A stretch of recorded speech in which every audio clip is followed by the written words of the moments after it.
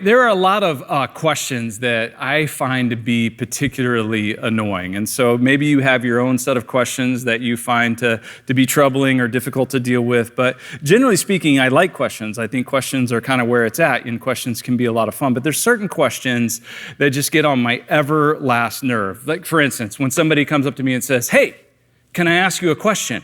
I'm like, "Oh, no, you can't. Get out of my face." Okay, you got one for this year and you've already wasted it, so bye. That is not a question I particularly enjoy. Another question that I've been asked many times in my life, I've gotten home after a full day and doing lots of stuff and being in lots of meetings and lots of people recording videos for the church and so forth, and I walk in the house and my wife looks at me and goes, "Did you wear that today?" Not a great question. I'm like, "No, actually I changed in the garage to try to look as hideous as I could for you." Another set of questions I don't particularly care for. Are you feeling okay? Do you know that you have circles under your eyes? Are you not sleeping well? You need to go away. Okay? I don't need to hear that from you. How about this one? Did you eat garlic today? Maybe. When was the last time you had a shower? Well, I was heading there right now. Leave me alone. And I think the one that I really don't like the most is when people say to me, "Are you depressed?" I'm like, I'm getting there. I'm getting there with this particular line of questioning. Are you depressed? I found myself over the years being kind of defensive about that word, depressed. I'm not exactly sure why. Maybe because there's stigma associated with being depressed and depression, and maybe it's just the way I was brought up, or living in the societal context that we live in, or thinking I don't want that for me. I don't want that label necessarily for me. But when somebody says, "Hey, are you depressed?" I immediately want to go, "No, I'm not. Now I'm angry. Now I'm feeling all kinds of things, but definitely not depressed." So much so that in my own mind, I even came up with an alternate phrase for depression. And my alternate phrase, this is the first time I think I've ever shared it publicly. My alternate phrase was, I called it my melancholy madness. Now, that's pretty ingenious right there. Are you feeling depressed? No, but then inside I'm like, it's just my melancholy madness.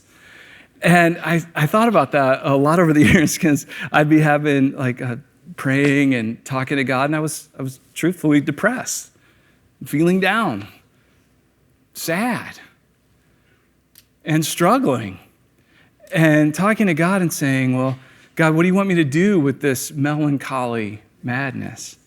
And there were even times where I would start to wonder, okay, how long am I going to indulge in this melancholy madness? Which is actually an interesting question to wrestle with, because sometimes there is no option there.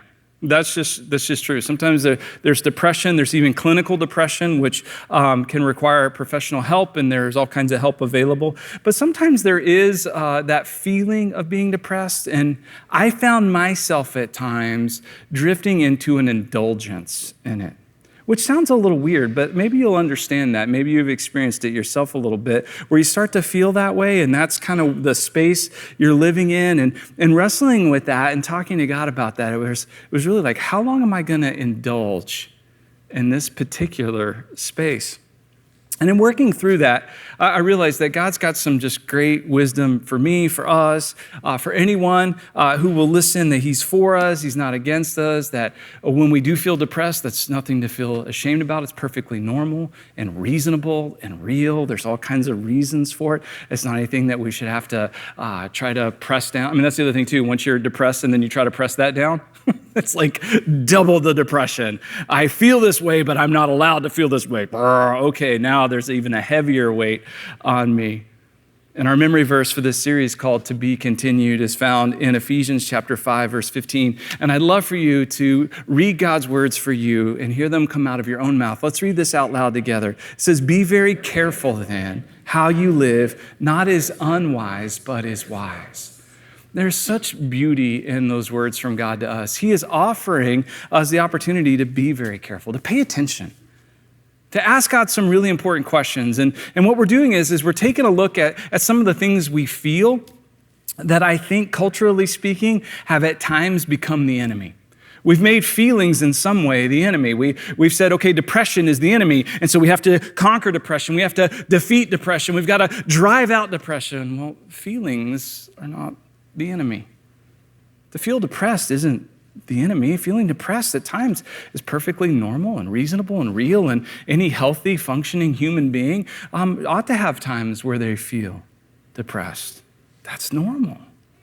The question begins, okay, what are we going to do with that? And so God is saying, okay, be very careful then how you live, not as unwise, but as wise. And so what does that look like? Well, I know in myself, like I'm tempted to go, okay, ask some of the questions that we're taught to ask, and these are good questions, but how am I feeling? What am I feeling? Why am I feeling it? What am I going to do?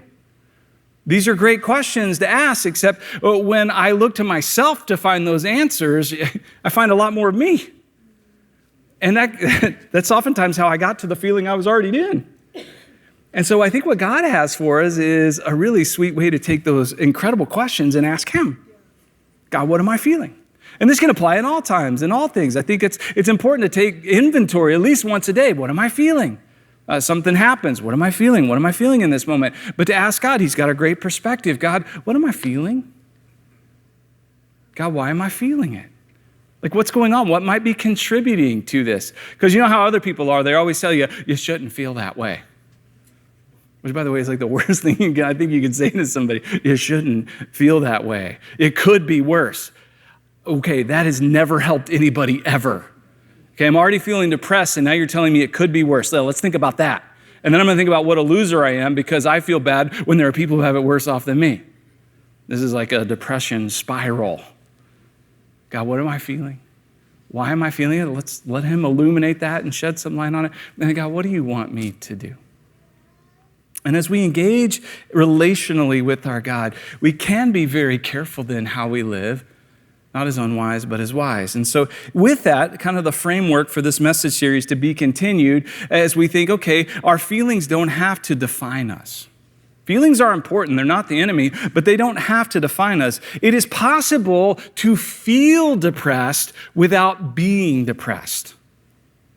I can feel depressed, and that feeling can be very appropriate and very reasonable and a very important feeling in my life to have the full spectrum and range of human emotion. God is the God of emotion, and emotions are not our enemy. To be feeling this way is not the enemy, without that becoming my identity. For me, that was some of that indulgence in my melancholy madness. This is now becoming my identity. I'm starting to work at it. I'm trying to maintain it. I'm trying to fuel that and stay in that space. And so it's possible to feel some way without being that. We react out of what we feel. So our reactions when things are happening around us, when we feel depressed, then we tend to react out of that feeling, and that drives our reactions, but we respond out of who we are.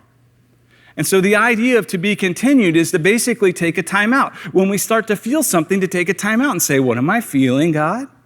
Why am I feeling it? And what do you want me to do? And the what does He want us to do comes out of the identity that we have in Him. And instead of reacting, which our reactions are oftentimes negative, I'm not saying they always are, but oftentimes I know my reactions, and I'm sure you resonate with this as well, our reactions aren't the best. They're not what we would like for them to be. But a response, not based just on the emotion, but on the identity of who I am, who God declares that I am, what God has done and what He's promised to do, is a really powerful thing. And so I can feel depressed without being depressed and without this being my identity, and I can respond instead of react. Now, there is a biblical character, and there's actually many examples of this, who I would say, and not to play armchair psychologist or anything like that, who may have been depressed. And it was the prophets, by the way, I think, every time you encounter a prophet in the Old Testament, there's a good chance they were going to end up having a very depressed period or time. I mean, there's actually a book of the Bible called Lamentations, for crying out loud. If you're feeling great, go read the Bible. Okay? There's some heavy stuff in there, and that's because it's all part of the experience and who God is and who we are in relationship to Him and how we know Him and respond and react to Him. And so there was this prophet named Elijah. And Elijah was a prophet during a challenging, really challenging time. And sometimes prophets had to deliver bad news. That's why I'm really thankful for the time that we get to live in right now, because we have Jesus and we have the church and we have good news. And so like my job is really cool. Like I get to share good news. Like sometimes people are like, Bo, you're really such an amazing, public speaker. And I'm like, man, I've got really great source material. Like I got the best source material out there. And my job is to tell people good news. Hey, God's for you. God doesn't hate you. God has made a way for you. God loves you. I mean, it's really great news. But sometimes the prophets had to go and give bad news. Like they had to tell the nation of Israel, okay, you've blown it again and you're turning away from God. And so he's going to get your attention. And there's some things that are going to happen. Like in this one particular time, it's like, okay, guys, it's not going to rain. There's going to be a drought. There's going to be a famine. There's going to be all kinds of suffering. I mean, being a prophet's heavy stuff. And they're having to share tough news. Then at the same time, there are prophets for other gods out there who are gathering the forces, saying, hey, see, this God's not really for you. This God's really against you. And so now they've got a following, and now you're in this famine. And this guy named Elijah, who God provided for again and again, he has this kind of crazy experience where he feels like he's like the only prophet of God left. And there are these prophets for this other god called Baal, this false god, a god called Baal. And there were 450 of them. And so basically what Elijah does is he challenges these other prophets to a contest. And it's like, let's see whose God is real. Let's check this out. Let's see whose God is real. And so what he does is he says, let's prepare a sacrifice and let's build an altar and let's have wood for it. And then you guys go first and you won't light it, but you'll just ask Baal to come down and light it. And so they got 450 of these prophets and they're all crying out to Baal. And he's like, maybe cry louder. Maybe your God's asleep. And I mean, this is fantastic because Elijah was like, he's chirping them up. I mean, he's in their ear just trash talking like, maybe he's off in the bathroom. Where's your God? Why isn't he light? And this goes on all day. And then when it's Elijah's turn after they give up and he's going to call on Yahweh, the God of the Israelites, our God, the God, the one true God. He says, okay, now here's what I want you to do. I want you to douse the wood with water, and I want you to dig a trench around the wood and fill it with water and douse it again.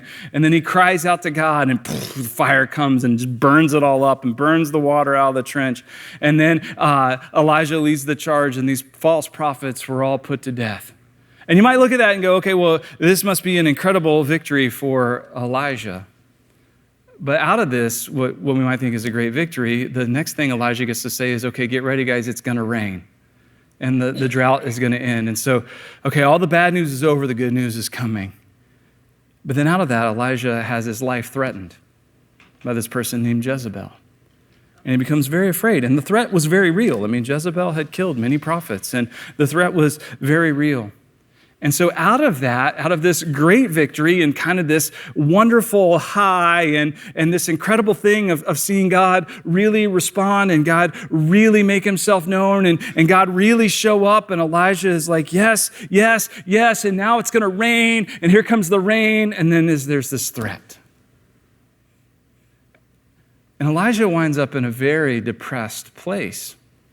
And I think sometimes this is how it goes. Things are going great, things are going great, things are going great, and then boom. And the first thing that God is going to do for Elijah is he's going to give him rest. Rest. What am I feeling? I'm feeling depressed, like I'm carrying a heavy load, that I'm being pressed down, that this is more than I can bear. This is too much for me. I can't go on. I can't take another step. This is too much. Well, Jesus said this, come to me, all you who are weary and burdened, and I will give you, anybody know? Rest. Our God is the God of rest. He built it into our rhythms with a Sabbath every seventh day. And then Jesus becomes our Sabbath rest every day. We can come to him with everything that we are, and in him we can find our rest. We pick up our story about the prophet Elijah in 1 Kings chapter 19, beginning in verse 1. It says, now Ahab told Jezebel everything Elijah had done and how he'd killed all the prophets with the sword. So Jezebel sent a messenger to Elijah to say, "May the gods deal with me, be it ever so severely, if by this time tomorrow I do not make your life like one of them." Elijah was afraid and ran for his life. When he came to Beersheba in Judah, he left his servant there while he himself went a day's journey into the wilderness. He came to a broom bush, sat down under it, and prayed that he might die. "I have had enough, Lord," he said. "Take my life. I am no better than my ancestors." Then he lay down under the bush and fell asleep. And all at once an angel touched him and said, "Get up and eat." He looked around, and there by his head was some bread baked over hot coals and a jar of water. He ate and drank and then lay down again. The angel of the Lord came back a second time and touched him and said, "Get up and eat, for the journey is too much for you." So he got up and ate and drank. Strengthened by that food, he traveled 40 days and 40 nights until he reached Horeb, the mountain of God. I personally find this kind of a working definition of being depressed when the journey is too much for you. When taking another step is just too hard. When going any further is just too much. And when Elijah laid down under a bush and he prayed, he said, "I've had enough, Lord." I think most of us know that feeling. Lord, I've had enough. I've had enough. Take my life. I can't take another step. And God provides rest. What a gift this is. And by the way, I think it's so special to recognize. Here was a guy, sometimes we think, okay, why am I depressed? Well, because I'm outside the will of God, maybe. I've heard people say stuff like that. You're probably feeling depressed because, you've left God behind and you're doing something maybe he doesn't want you to do. I look at a guy like Elijah, he's doing exactly what the Lord had called him to do. I don't think following Jesus and being in step with God and knowing him and being in this relationship with him is some kind of foolproof strategy for never feeling depressed. I don't think that's right at all. It comes. And while he knows these things about how God provides and how God has victory, he also knows that this person, Jezebel, has some power. And she has killed many other prophets, and his life is being threatened, and he's afraid, and he can't go on. And God provides rest. Be very careful then how you live, not as unwise, but as wise. What am I feeling? I'm feeling depressed. Why am I feeling it? Well, here's what's going on. God, what do you want me to do? I think the first answer is rest.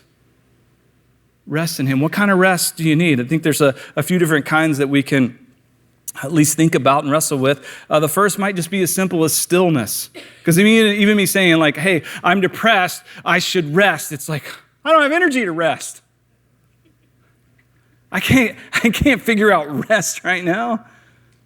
Okay, well, can I? That's the whole thing about being depressed. I can't go on. I can't take another step. Okay, so be still. Be still. The scriptures tell us, be still and know that he is God. Be still and just be in his presence. Be still and don't move and wait on him. And rest. Sleep is another kind of rest. Elijah went to sleep. And sleep is, by the way, good. Sleep is helpful. And God can give us sleep. I like the idea, too, of prayerful sleep. Sometimes when having a hard time sleeping, God, would you give me sleep? God, would you guard my dreams? Yes. God, would you give me the rest that I need? God, would you be present with me in my sleep? If God is the God of our waking hours, is he not also the God of our sleeping hours? God, let my sleep be restful. Rejuvenate me as I rest. Another form of rest is fuel. Fuel. For Elijah, the angel said, here, you need to eat something. And the Lord provided some food for him. And fuel, think of the right foods in the right amounts at the right times. I know sometimes when we're depressed, we don't want to deal with that. So we start turning to food for comfort. Anybody ever do the comfort food? We're turning to comfort food. My heart hurts, so I'm going to pound a gallon of ice cream. Chances are this is probably going to exacerbate the depression. I'm going to feel worse from that. But food and fuel are very important. And so to eat, we may turn to alcohol or something else to pour into our systems in those moments. And it tends to make it worse instead of better. Drink a glass of water. If we put things that aren't good for us into our bodies when we already don't feel well, what do we think is going to happen? And so be wise. Be very careful in how you live, not as unwise, but as wise. When we're feeling depressed, then the fuel that we put into our bodies is really important. Pay attention to it. Strength. Strength is another kind of rest. What gives you strength? What helps you feel strong? That's sometimes part of the feeling of depression is this powerlessness. I can't take another step. I'm drained. I'm empty. There's no more strength. So what makes you feel strong? For me, it's like a good workout really helps me feel strong.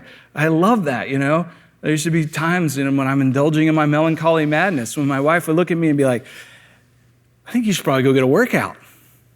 I'm like, yeah, you're right, but that may not be it for you. What worship songs might do it for you, or journaling might do that, where you can put the words down how you're feeling and what you're experiencing, and there's an empowering nature to that. Reading scripture, praying, talking with a friend. And God can provide that strength. And there's another one I put in there that's really important to me that I'm just sharing, recreation.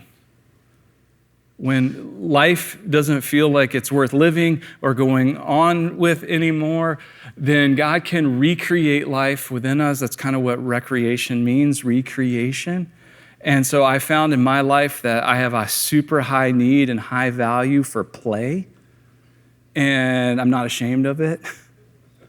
The people I work with know that. My family knows that. I've got friends who help pay attention to that, and they help me with that.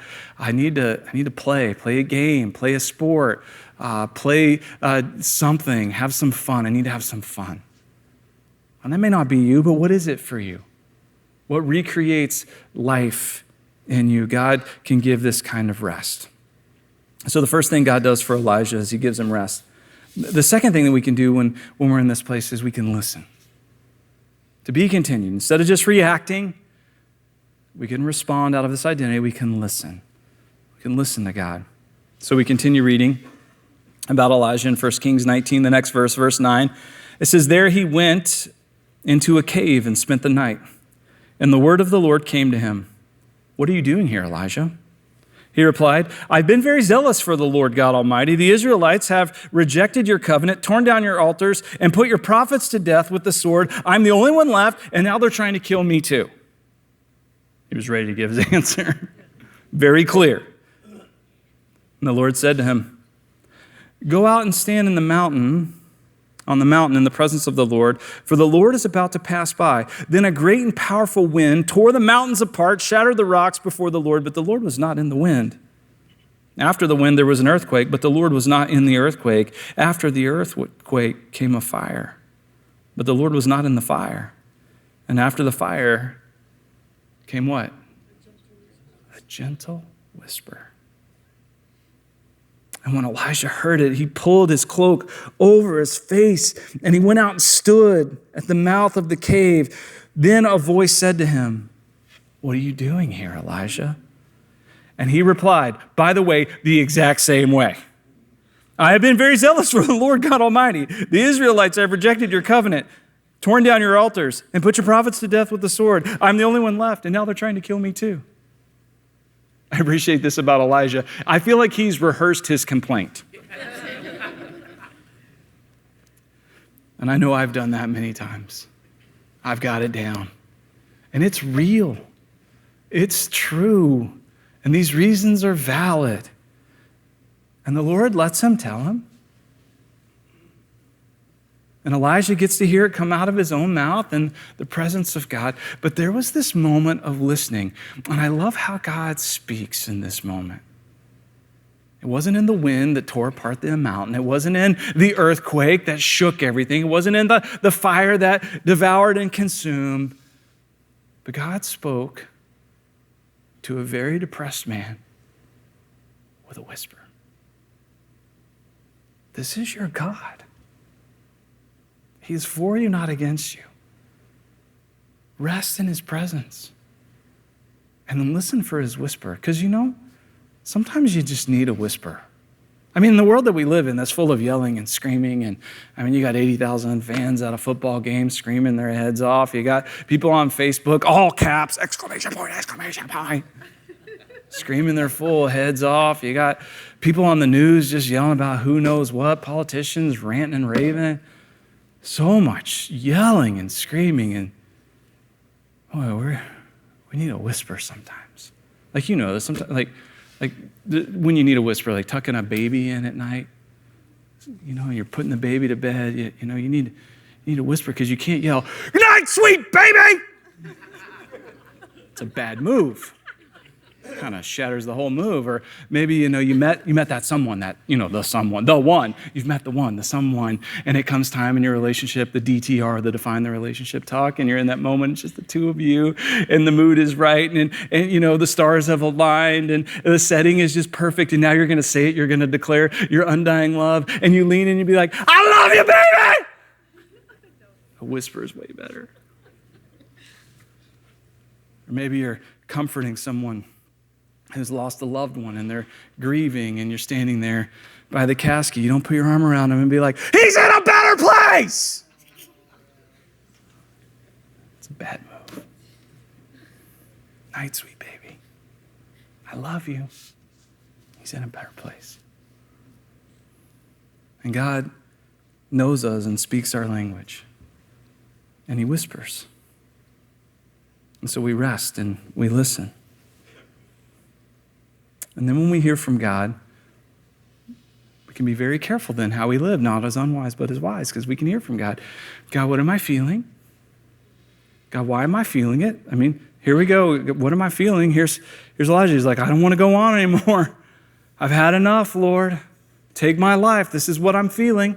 Why am I feeling it? Well, I'm feeling it because I was very zealous for you, Lord. The Israelites have rejected your covenant. They've torn down your altars. They put your prophets to death with the sword. And I'm the only one left, and now they're trying to kill me too. That's why. What do you want me to do?" And we listen. And then we act. We act. And the action here is just, what's the next best good thing? What's God saying? What's the next step of faith? What's he calling us to? God's very specific. The very next thing that God says to Elijah after Elijah gives his speech again about why he's feeling what he's feeling. Verse 15 says, "Then the Lord said to him, go back the way you came and go to the desert of Damascus. When you get there, anoint Hazael, king over Aram. Also anoint Jehu, son of Nimshi, king over Israel. And anoint Elisha, son of Shaphat, from Abel Maholah, to succeed you as prophet. Jehu will put to death any who escape the sword of Hazael, and Elisha will put to death any who escape the sword of Jehu. I have reserved 7,000 in Israel, all whose knees have not bowed down to Baal, and whose mouths have not kissed him." So Elijah went from there and found Elisha, son of Shaphat. He was plowing with 12 yoke of oxen, and he himself was driving the 12th pair. Elijah went up to him and threw his cloak around him. He did the very thing God asked him to do. And he goes from this place of, I can't go on anymore. Take my life from me. Here's all the reasons, all very valid and real, to the Lord saying, okay, here's what I want you to do. I want you to go anoint the person who's going to take your place. So here's a guy who is ready to die, doesn't want to go on, depressed, can't go on with life. Now he's going up to somebody and saying, now it's your turn. And God is providing someone else. But this is what God called him to do. And I'm convinced that as we have this relationship with God, we find ourselves in places where we just can't bear the thought of going on in this life anymore, whatever that looks like. And we can rest in him and hear his voice and know that he is for us and understand why we're feeling what we're feeling. And then he's going to show us how to live, what life looks like. What is God calling you to? What's your next step of faith? I know that God puts steps of faith in front of us all the time, and for all kinds of reasons, we neglect to take them. I think one of the reasons is, and this is kind of interesting, where sometimes we feel like feelings are our enemies. I also know that we are living in a world where we kind of put a premium on feelings. Like we believe it's disingenuous to do something that we don't feel. It would be the idea of faking it is like the worst thing you could possibly do. I mean, have you ever heard the phrase, fake it till you make it? Yeah. Even as I say that, some of you just went, oh! Like that is the worst possible thought you could ever have. I will never do anything I don't really feel. Oh, but remember, feelings don't define us. Our identity defines who we are. And so instead of reacting, we can respond. And so there may be something that we don't necessarily feel like doing, but if God is calling us to it, then we do it. We take that step of faith. I would actually say this, and then just something for you to wrestle with. I personally believe it's probably far more disingenuous to react out of feelings than to respond out of identity. Because the identity doesn't change, but the feelings do. And so whatever God is calling you to, I hope that you'll hear him and listen to him. It'll probably be in a whisper.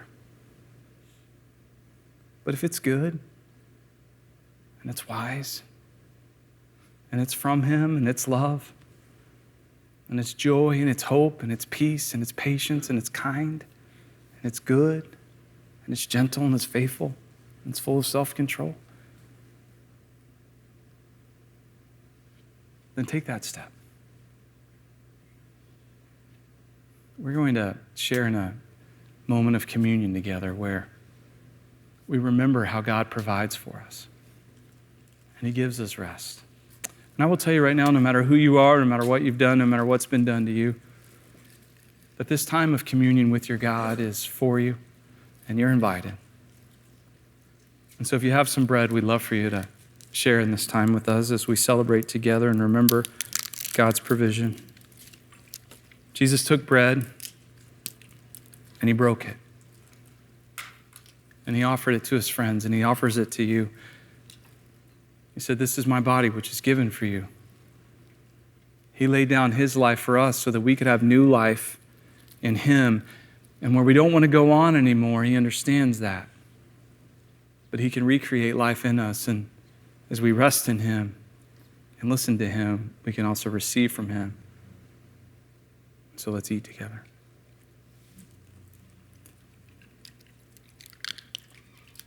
And he took the cup. He said, "This cup is a new relationship, a new promise, where he has put everything we've done and everything done to us that have caused pain and destruction. He's taken care of it in his body and put it to death in the grave. He's died that death for you. And it stayed dead, and he rose again. And so when we drink from this cup, we remember what he has done for us. And we drink to a risen King, one who has authority. And we declare that he is our King, and we will listen to him and hear his voice and take our next step of faith. We drink to the King.